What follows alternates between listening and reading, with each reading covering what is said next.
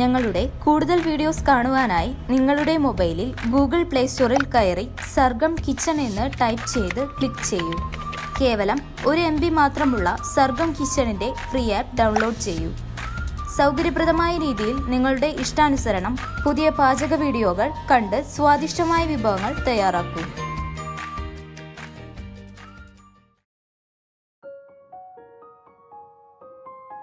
നമുക്കിന്ന് നമ്മുടെ കിച്ചണിൽ വിശുദ്ധ വാരത്തിൻ്റെ മുന്നോടിയായിട്ടുള്ള ഓശാന ഞായറാഴ്ച തയ്യാറാക്കുന്ന 2 സ്പെഷ്യൽ വിഭവം തയ്യാറാക്കാം.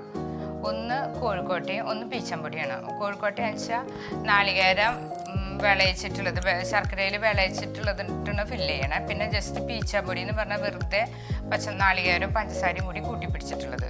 ഇത് രണ്ടുമാണ് ഓശാനയുടെ സ്പെഷ്യൽ 2 വിഭവങ്ങൾ. എല്ലാ ക്രിസ്ത്യൻസിൻ്റെ വീട്ടിലിത് തയ്യാറാക്കും ഓശാനയ്ക്ക്. കുട്ടികൾക്കൊക്കെ വളരെ ഇഷ്ടപ്പെട്ട പലഹാരമാണ് കോഴിക്കോട്ട. പീച്ചപ്പൊടിയും അത് എല്ലാവർക്കും നല്ല ഇഷ്ടമാണ്. കോഴിക്കോട്ട തയ്യാറാക്കാൻ വേണ്ടി നമുക്ക് 1/2 കപ്പ് നാളികേരം, 1/2 കപ്പ് പൊടി, കുറച്ച് നെല്ലുകുത്തിരി, മട്ടേര അരിനെടുത്തുള്ളത്, ഉപ്പ് ആവശ്യത്തിന്, ചെറിയൊരു കഷ്ണം ചുക്ക്, പിന്നെ 2-3 ഏലക്കായ, 1/4 ടീസ്പൂണോളം ജീരകം, നെയ്യ് 1 ടേബിൾ സ്പൂൺ, പിന്നെ ശർക്കരയുടെ നീര്.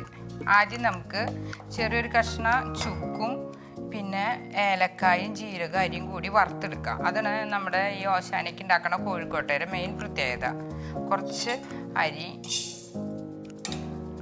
കുറച്ചെന്ന് പറഞ്ഞൊരു 1 ടേബിൾ സ്പൂണോളം അരി, അതിലേക്ക് 3 ഏലക്കായ,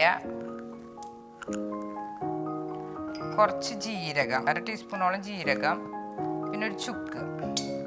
ഇത് 3ഉം കൂടി നല്ലോണം വറുത്ത് പൊടിക്കണം. അപ്പം നമുക്കിത് ഈ ഒരു കൂട്ടിന് നമുക്ക് നാളികേരത്തിൽ ചേർക്കേണ്ടത്. അപ്പോഴാണ് ആ നാളികേര ശർക്കരയും കൂടി വിളയിച്ചതിനൊരു പ്രത്യേക ടേസ്റ്റ് കിട്ടുന്നത്. ഇത് 3ഉം കൂടി ചൂടാക്കി പൊടിച്ച് വെക്കണം. നല്ലോണം ചൂടാവണം. പിന്നെ പൊട്ടണ ശബ്ദം കേൾക്കാം നമുക്ക്.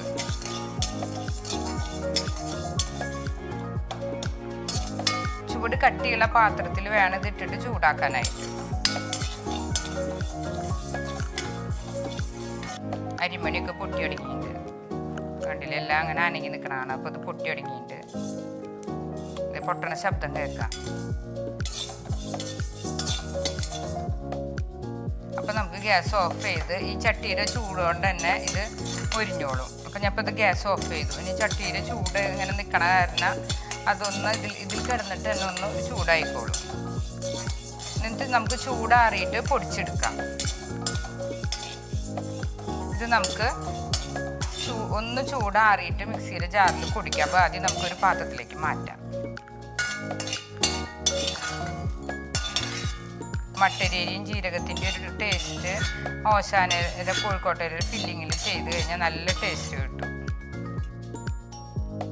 ഇനി നമുക്ക് ഒരു പാത്രം വെച്ച് 1/2 കപ്പ് വെള്ളം ചേർക്കാം.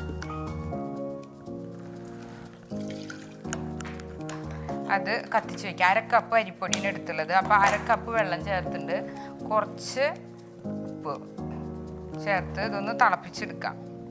ആ തിളച്ചയിലിട്ടിട്ട് വേണം നമുക്ക് പൊടി വാട്ടാനായിട്ട്. ഈ 1/2 കപ്പ് പൊടി തിളച്ചയിലിട്ടിട്ട് വേണം ഒന്ന് വാട്ടിയെടുക്കാനായിട്ട്. വെള്ളം ഒന്ന് തിളച്ച് വരണം.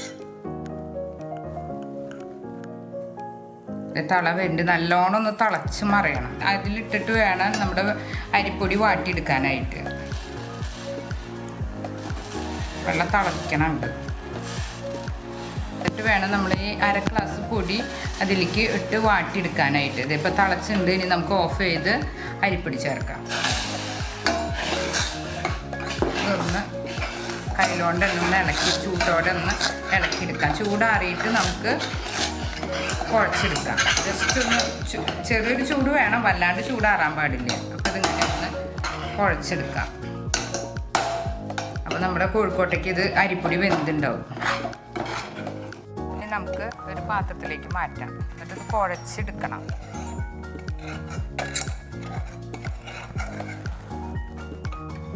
ഒന്ന് നമുക്ക് ഉരുട്ടാൻ പാകമാവണ വരെ ഇതൊന്ന് ചൂടാറണം. അത് കഴിഞ്ഞാൽ നമുക്കൊന്ന് കുഴച്ചെടുക്കാം.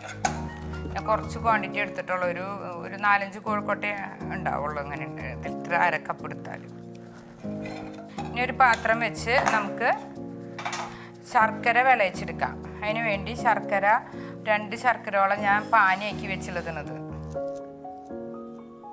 അത് നമുക്ക് ഒഴിക്കാം. അതൊന്ന് ചൂടായി വരട്ടെ. അപ്പം നമുക്ക് നേരത്തെ വറുത്ത് വെച്ചതൊന്ന് പൊടിച്ചെടുക്കാം. ഇത് നമുക്ക് ഏറ്റവും ചെറിയ ജാറിലിട്ടിട്ട് വേണം പൊടിക്കാനായിട്ട്. ഒരു ഇളം ചൂട്ടോടെ പൊടിച്ചാൽ അത് നല്ലോണം പൊടിയുള്ളൂ.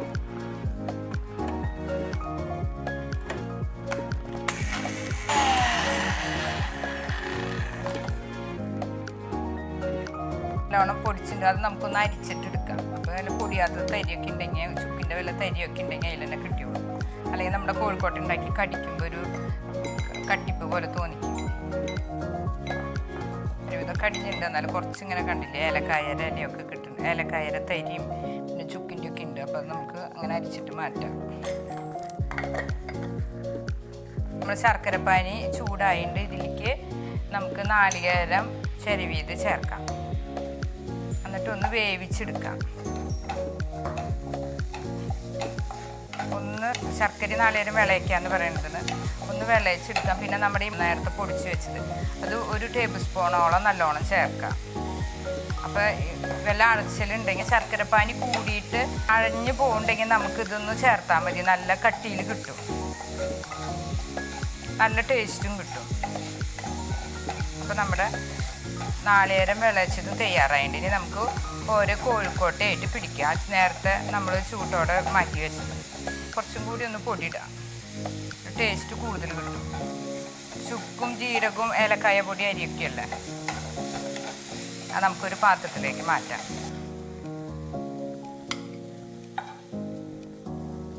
കോഴിക്കോട്ടയിലത്തെ ഫില്ലിംഗ് ആണത്.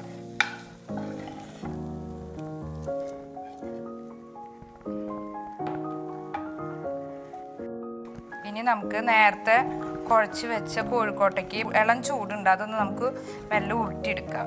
ഇളം ചൂട്ടിൽ തന്നെ അങ്ങനെ പിടിക്കണം. അത്ര ചൂടുണ്ടെങ്കിൽ നല്ല കട്ടിയുള്ള ഒരു ഉറ വെച്ചിട്ട് അതിലിട്ടിട്ട് ഒന്ന് കുഴച്ചെടുത്താൽ മതി. അപ്പം നമ്മൾ കയ്യിന് പൊള്ളലുണ്ടാവില്ല. സഹിക്കാവുന്ന ചൂടുള്ളോ. എന്നിട്ട് ചെറിയ ഉരുളകളാക്കണം. എന്നിട്ട് വേണം നമുക്ക് കോഴിക്കോട്ട തയ്യാറാക്കാൻ. പിന്നെ ഓശാനിക്ക് നമ്മൾ കോഴിക്കോട്ട ഒപ്പം പീച്ചാമ്പൊടിയും തയ്യാറാക്കും. ഇത് നമുക്കിനി ചെറിയ ഉരുളകളാക്കാം.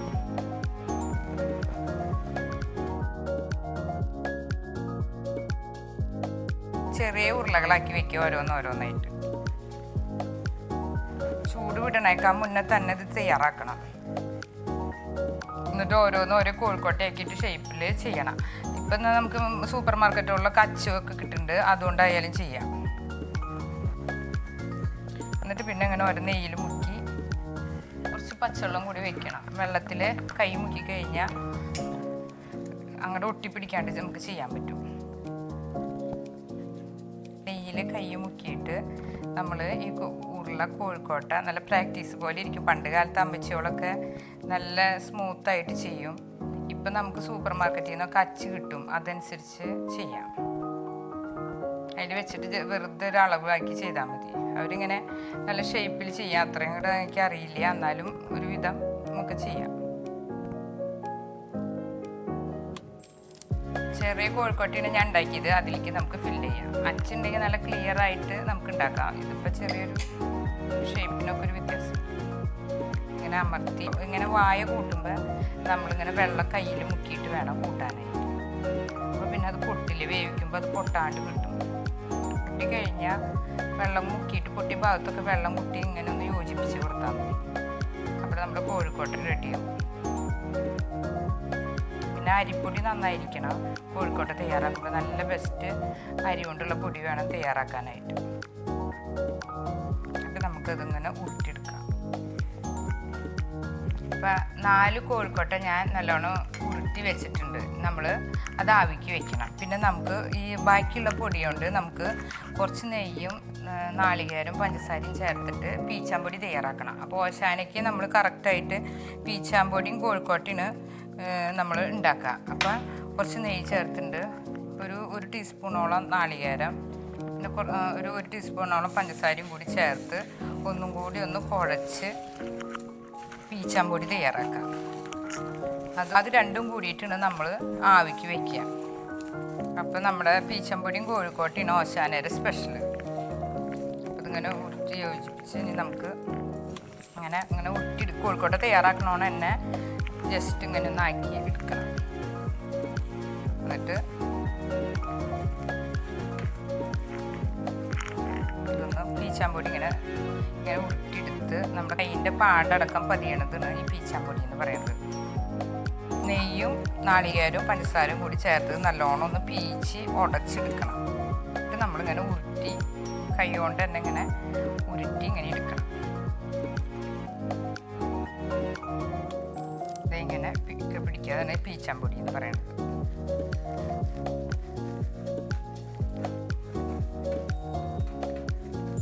അപ്പോൾ നമ്മൾ 1/2 കപ്പ് പൊടി കൊണ്ട് 4 കോഴിക്കോട്ടയും 4 പീച്ചമ്പൊടിയും തയ്യാറാക്കിയിട്ടുണ്ട്. ഇതെല്ലാം കൂടി നമുക്ക് ഒരുമിച്ച് ആവിയിൽ വയ്ക്കാം. അപ്പോൾ നമ്മുടെ കോഴിക്കോട്ടയും പീച്ചാമ്പൊടിയും തയ്യാറായിട്ട് ഓശാനിക്ക് വേണ്ട സ്പെഷ്യൽ 2 ഐറ്റമാണത്. ഇനി നമുക്ക് ഗ്യാസ് ഓൺ ചെയ്ത്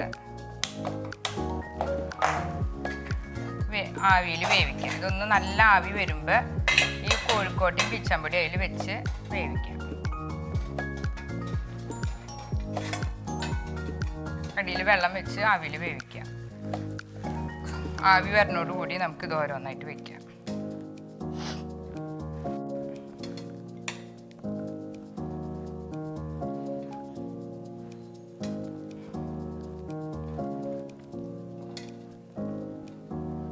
ഇത് ആവിയിൽ അടച്ച് വേവിക്കുക. ഒരു 10 മിനിറ്റ് വെന്തതിന് ശേഷം നമുക്ക് ഒന്ന് തീ സിമ്മിലിടാം. നല്ലോണം ഹൈയിലിട്ട് ഞാൻ വേവിച്ചു, പിന്നെ ചുരുക്കി ഇട്ടിട്ട് വേവിച്ചു. ഇനി നമുക്ക് ഗ്യാസ് ഓഫ് ചെയ്ത് തുറന്ന് നോക്കാം. നമ്മുടെ കോഴിക്കോട്ടി പീച്ചാമ്പൊടി ഇത് കണ്ടില്ലേ, നല്ലോണം വെന്തിട്ടുണ്ട്. ആദ്യമേ തന്നെ നമ്മളൊന്ന് ജസ്റ്റ് വാട്ടിയെടുത്ത കാരണം ഓൾറെഡി വെന്തുണ്ട്. എന്നാലും ഇതൊന്ന് എല്ലാം കൂടി ഒന്ന് വെന്തിട്ടുണ്ട്. പാത്രത്തിലേക്ക് മാറ്റാം.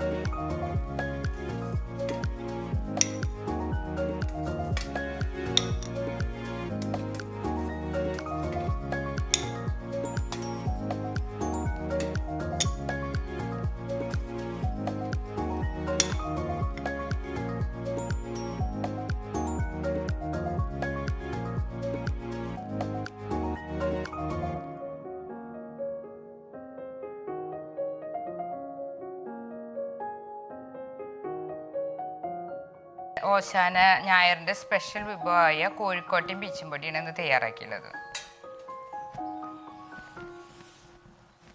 ഇതുപോലുള്ള പാചക വീഡിയോകൾ ഇനിയും ലഭിക്കുന്നതിനു വേണ്ടി ഈ വീഡിയോയ്ക്ക് താഴെയുള്ള സബ്സ്ക്രൈബ് ബട്ടൺ ക്ലിക്ക് ചെയ്യുക. ഇഷ്ടപ്പെട്ടുവെങ്കിൽ ലൈക്ക് ചെയ്യുക, ഷെയർ ചെയ്യുക. കൂടുതൽ വീഡിയോകൾക്കായി യൂട്യൂബിൽ സർഗം കിച്ചൻ എന്ന് ടൈപ്പ് ചെയ്ത് സെർച്ച് ചെയ്യുക.